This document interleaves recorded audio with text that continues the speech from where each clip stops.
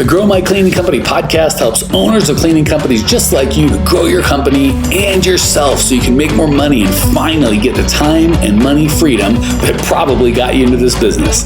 Discover how to automate and create systems that allow you to grow like crazy without losing control. If you dig the show and want to show some love, subscribe, rate, and review on iTunes. It really helps.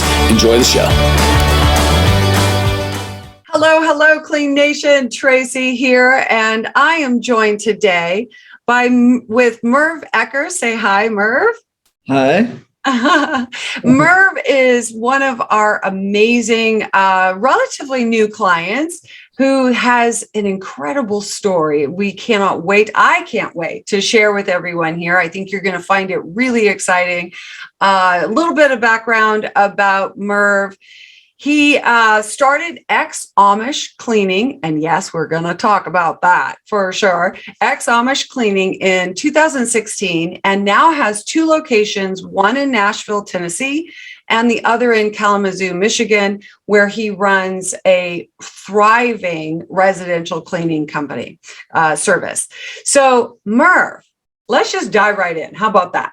That sounds great. So, tell us a little bit. I mean, this is such a juicy story. Ex-Amish. I mean, it's right there in the name, the sort of mystique or the curiosity I'm sure everybody has about that. Tell us a little bit about your story, your backstory of how you came to be ex-Amish and why cleaning? Why'd you start this company? What was that about? I mean, I don't know how far back we want to go with it, but I mean, basically, we'll just start off with, we just wanted freedom. Yeah. So the community is great. We love, how we was brought up. We still incorporate that in our lives today. But we just wanted to be free, to kind of make our own choices, to start businesses, stuff like that. Yes. So yeah, we moved to Nashville, Tennessee in the end of 2015. And that was, I guess, a dream. We've always wanted to live in Nashville. So that's why we moved here. And we got here, and then we realized that, whoa, to find a job in a city like this is another story, because we didn't have a GED. We don't have a high school diploma, none of that. So when I went to look for jobs, they required that. So I couldn't get a good paying job. So that's kind of where Ex-Amish Cleaning was born, is because we was hungry, yeah. had no money. And then my wife was like, what do we know how to do? And she was like, well, we could clean houses. I know how to clean, but I was like, I don't have any experience with cleaning, so we just took off with it. We just, I printed up some business cards and started handing them out. And, our first job was a very big house, was 7,500 square foot, was my very first job. Wow. So it kind of set the standards pretty high right up front, so yeah, that's where it started. It's truly an amazing. I know there's a lot more detail about your story of how harrowing all of that was for you. But I think the thing that most people, when they get into cleaning, it's very similar story in that, what do we know how to do? Let's start doing that, start with what we know. And once it started to take off for you, because clearly we're all of us who are not and have never been Amish are always intrigued with this very somewhat secretive or closed, community and what that was like and the lifestyle. So I think you have said to me offline that mystique sort of helped you grow very quickly. Mm-hmm. And from 2016 to now, you've developed, you're in two markets, you have a very thriving business. How did you handle that growth? How did you know what to do or how to handle, going from just being cleaners to actually having a business? What was that like? Well, I kind of prepared, I guess I could say, not realizing it, but I prepared myself. So I got, these are one of the reasons why, again, the story the beginning of the story happened many years before we actually left. Okay. So I actually joined a leadership group. Okay. Signed up as a network marketing group. And what they did, they specifically were, it was reading books. Like that was their selling. It was selling leadership material. Yeah. So that's what helped me realize that, why am I sitting here, in the Amish country? You know what I mean? Like that helped me propel myself like, okay, think bigger. There's more to life than just sitting on the farm, things like that. So that actually not realizing set me up for business. So they had you on a book of the month program with audios, that you could listen to. It's a regular network marketing group, So we go to seminars every month.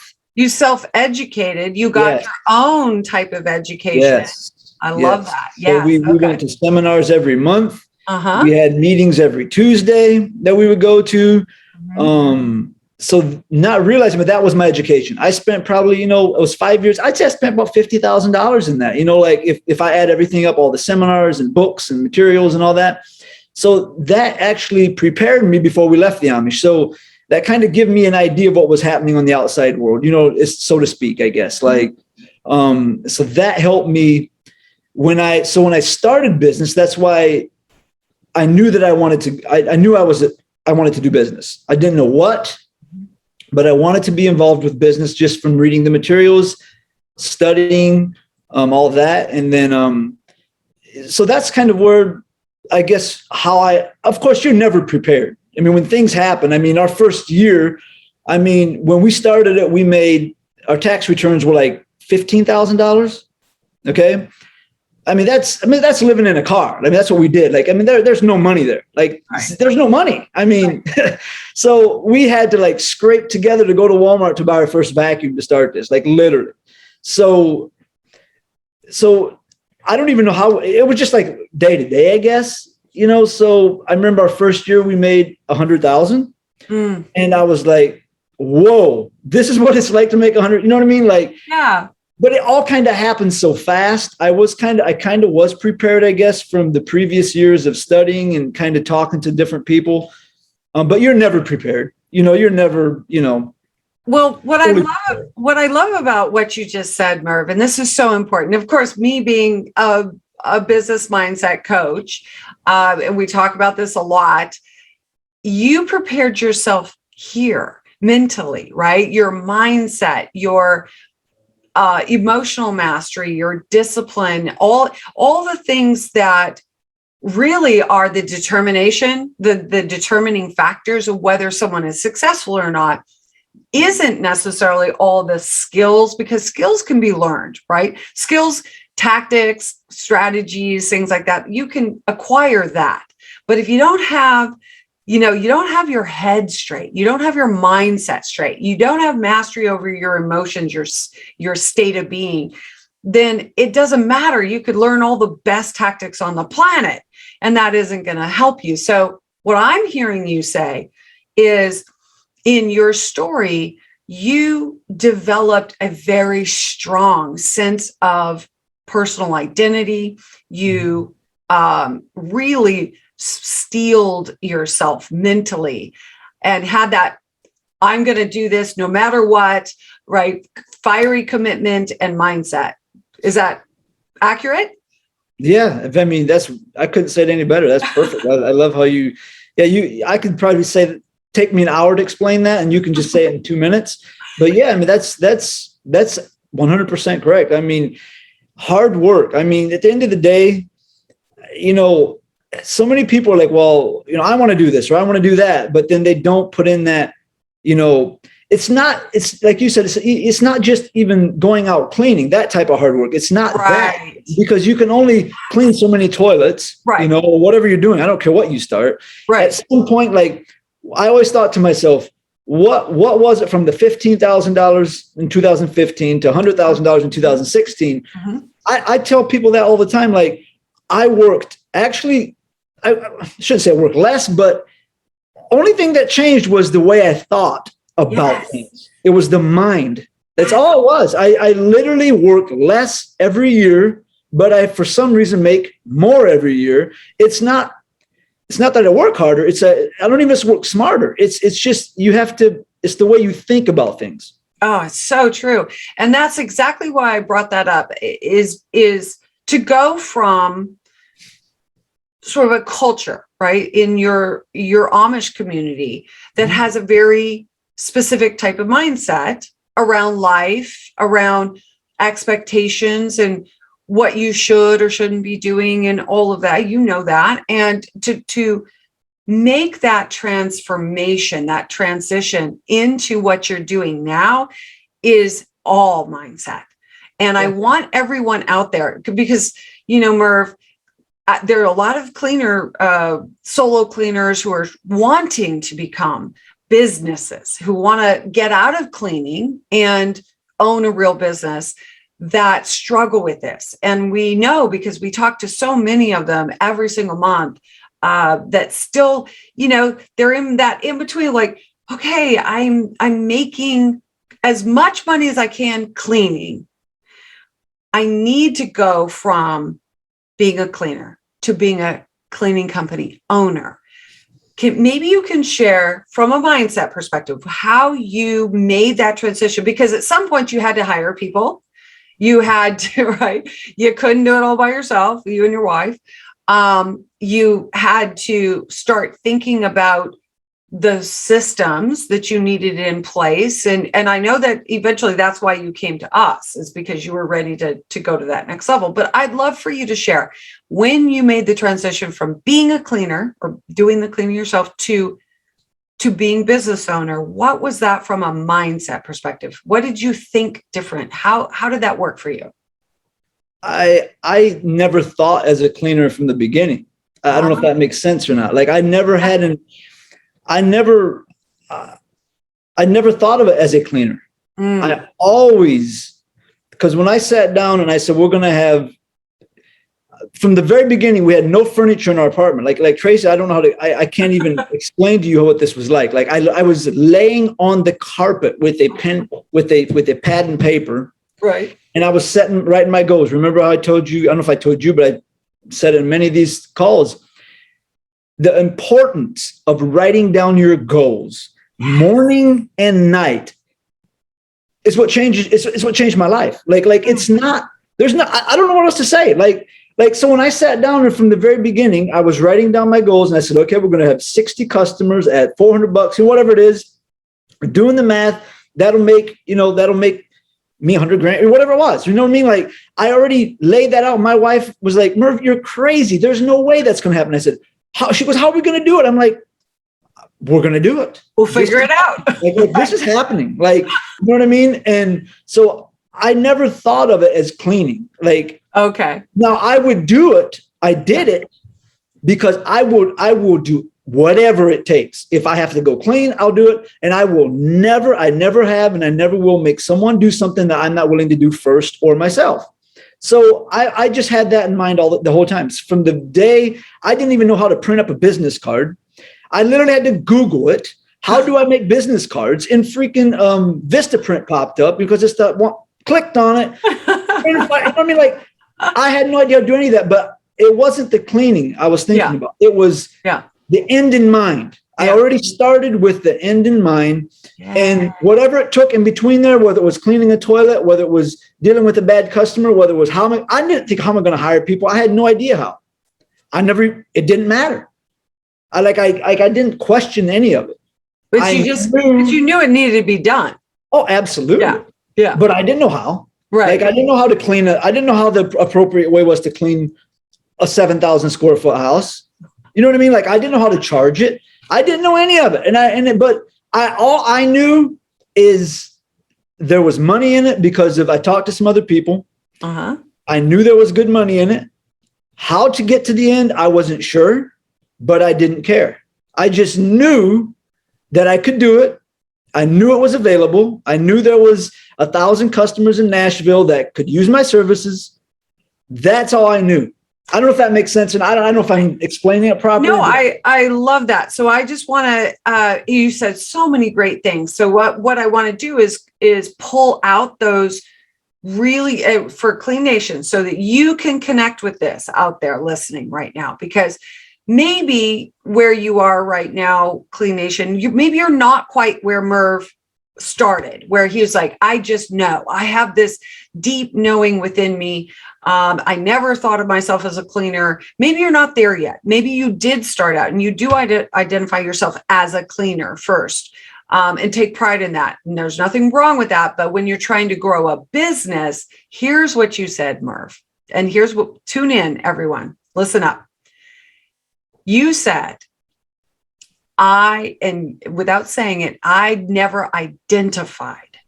I never had an identity around being a cleaner. You identified yourself immediately as a business owner. You said, whatever that takes. You started acting like a business owner before you had a business. You started projecting, imaging, goal setting, writing your goals out with quantified numbers. You started with the end in mind.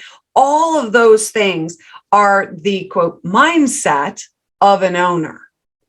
That's one of the biggest distinctions. And Clean Nation out there, if you're still wobbly on that, you're like, I don't know, like, how did he know? I will just say this. I'll do a little bit of coaching here because I know, Merv, for you, that was an easier transition because it's probably part of your DNA to a certain degree, but you got that fever early on and you just had that passion. But for some, it's harder. So I just want to do a little quick transition here and let everyone know, if that's where you are, you're not where Merv is yet. One thing you can do today is make a decision, because nothing happens until you decide, and decision comes from the root word incision, right? To cut away all other options. So you got to burn your boats. I mean, Merv, you burned the boats. Like when you left and you're like, we're taking the island because we burned the boats. There was no going back. And I think what happens is a lot of people vacillate and they kind of go back and forth because cleaning is safe for many people. And so when you want something out there, Clean Nation, the first step is to decide. And when you decide, you take action immediately. This is what Merv is talking about. What he did, sitting on his floor with no furniture, writing out his goals, going, I don't know how to hire people, but I'm going to figure it out, because he decided. And he took action. So, Merv, I want to ask you, here's an interesting question. So if you had one piece of advice to all of the companies owners out there, or the solo cleaners especially, that are trying to break out of that space where they're like back and forth and they really want to grow, they really want to get where you are right now, what would be the one piece of advice you would give them? I would say know where you're going. If you don't know where you're going, and you get in the car and you start the car, but you could end up anywhere. Like, I think so many people do that. They think they want something, but they don't know. And if you don't know as the GPS or whatever it is, if you don't type it in, the GPS ain't going to go anywhere. There's not going to point anywhere. You first have to know where are we going? What's the destination? That's probably there's a million things I could probably say, but I would say I am so passionate about goal setting. Yes. And not just that, investing in yourself, like in books. I don't know how many people have sat there and what'd you do last night? Oh, well, I was watching TV. I said, you see that good show? Hey, Merv, have you ever heard of so-and-so? I'm like, I have no earthly idea what show you're talking about, bro. I don't watch TV. I have a freaking 70-some-inch TV that I don't watch. Right. I got it because it's freaking cool. I don't know, because I always thought a big TV would be cool. I don't watch it. Like I'm always educating in myself, whether it's YouTube, whether it's books, no matter what it is. I love that. You have to know. Yeah. That I would say, besides setting goals, is that investing in yourself, because you only know what you know, and that's it. Like that's it. Like it no matter what education, schooling you had, if it's the wrong thing, like I seen a quote yesterday that yesterday's education is dead today. Like whatever you learned yesterday, forget it. Tomorrow's a new day, new things. So it's an ongoing process. So what you're saying is so your personal growth, your personal wisdom acquisition, not just knowledge, but I would call it applied knowledge, because what you're talking about, Merv, is different. A lot of people go, well, I know a lot, I've learned this and I've learned that. But when you're learning, your knowledge becomes education instead of implementation.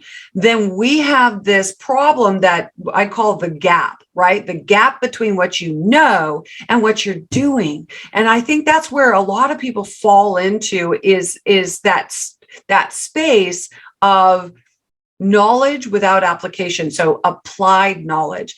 And what you're saying is that never ends. You always need to pour into yourself, then take action, because that's the second part. Learning alone doesn't mean anything. Oh. There are academia filled with people with a whole bunch of knowledge that couldn't run a business to save their life. Oh. So that is huge advice. So to that end, I'd like to ask you one more question before we wrap. When you came to grow my cleaning company, you already had by most people's standards, a successfully large business running. What did you feel when you came to us? What was your next level? What was your motivation for coming in? And what's one thing that when you got in, that you either had an aha or a distinction that really helped? So 2 parts. 1, what motivated you to come to us? And 2, what's one thing that you would say was that distinction that you got? Well, the reason I set, like, for New Year's resolution, like every year I decide that, okay, I'm not going to be the same as I was last year. So each year Merv's a new guy. Like, yeah, I'm always, that's my goal. Every year I'm different than I was last year. So my what I wanted this year was, I've never hired someone, as a coach or mentor, whatever you want to call it. I've never paid for it. You know what I mean? Mm-hmm. And I just decided this year that I thought that would be, important to maybe for the next step, is to invest, like I did back in the leadership days. Right. Invest in yourself. Thing. Yes, it's the same thing. Yeah. So that's why I did that. Is you just thought it was time to, like you said, you can read all the books, but I just think there comes a time when you have to have this right here, this one-on-one, like accountability, maybe. I don't know I guess if that's the right word. Sure. We all do better when it's why all pro athletes have multiple coaches. Right. It's not that they can't be a good athlete by themselves, but we're all better when we have an outside perspective and that extra layer of push and accountability. Absolutely. So I love that. So what's one distinction or aha or something that you have learned since you've been with us that's made a difference? Man, there's quite a few things I learned. I don't know what I'm trying to think what man, there were so many things, honestly, like I can't really just pick one. Man, I guess it helped me like run a smoother, like I knew a lot of this stuff already. You know what I mean? Like sometimes we know, right? We already know the answers to some things. Yeah. But it's just nice when someone confirms it for you, or like Mike, or you guys say it a different way. Right. You hear it from a different angle. Like, oh yeah, exactly. There it is. Like, what the word was I thinking? Yeah. So, because there's so many things, I couldn't just pick one and be like, that was my aha moment. But what are a couple then? What are a couple things that you've elevated or that you've evolved in your business that was helpful, having that other insight, that other outside perspective that said, have you looked at it this way, or have you How many areas? I guess I'm thinking the one that I always knew. I read in books and heard it, seen it, heard people talk about it, was core values. I think there's other ways of saying it. What's the other way that some people use it in business? There's another word for it, but culture. Yes. Ethos of the business. Whatever. Yeah. I was like, how do I figure that out? I could never figure out how the word, like I've talked to my wife, we talked to different people about it. And, we was like, how the word do we do it? So we do have this, we thought we had something figured out, but we was never sure. So that I'd say was one of like, holy smokes, that's pretty interesting how that all worked out. Like we all, we were doing it, or we are doing it, but we didn't even realize it, like we were going with that. So I guess that would be the one. Awesome. And just for Clean Nation, you've heard Mike and me and so many of us on this podcast talk about how important core values are, not just to have them, but to have them in an action-oriented framework that you can communicate and live through, and have your hiring funnel built around core values, have your culture of your business built around those core values. It even translates into how you relate to your customers and how they relate to you. And you sort of start to move away from this mindset, I guess, this mind frame of, well, we'll just take whoever wants to come, warm body syndrome in hiring. And it also helps you filter out the clients that you don't want either, because there are clients that, even though they've got a checkbook and they're waving it at you, doesn't mean that you need to take them or it's advantageous to take them. So core values is definitely at the base of everything we teach here in Grow My Cleaning Company. So, okay. Well, in summation, thank you so much, first of all, Merv, for coming and sharing your story. I think the big takeaways from today's talk, Clean Nation, is it starts with you. It starts and it ends with you. It's about you writing your goals down. It's about you making decisions. It's about you investing in yourself, because you're the number one asset to your business, period. If you don't grow, your business doesn't grow. So personal growth equals business growth. And that's a Traceyism that came from what Merv said today. So Clean Nation, if you're out there and you're saying, you know what? I'm ready to take my business to the next level. If Merv can do it, I can do it. Then reach out to us. We're here to support you. We'd love to have a chat with you. All you need to do is go to growmycleaningcompany.com/talk and get on with one of our expert coaches who can help you clarify what you want. That's what Merv said, right? You got to clarify what you want, where you're going before you can get there. So thank you so much again, Merv. You've been amazing. And Clean Nation, we'll see you on the other side. Well, here we are, the end of the podcast, and you made it. Great job. I've got a little bonus for you for sticking through with me. But like I mentioned before, if you got value out of this podcast and you want to show a little love, subscribe, rate, and review on iTunes, Spotify, wherever the heck you're listening to this thing. Share with a friend, share the love. And as a special thank you for those of you that stuck with me to the end, how about I give you my personal phone number so we can text? It's a great way for me to get to know you, your business, your goals personally. So shoot me a text now, 602-932-6431. That's 602-932-6431. I am the only one who responds to these texts, and I will personally respond to everyone I possibly can as long as this number is manned. Don't know how long we're going to keep this at the end of the podcast, so grab it now, 602-932-6431. Give me a text, say hey, can't wait to meet you.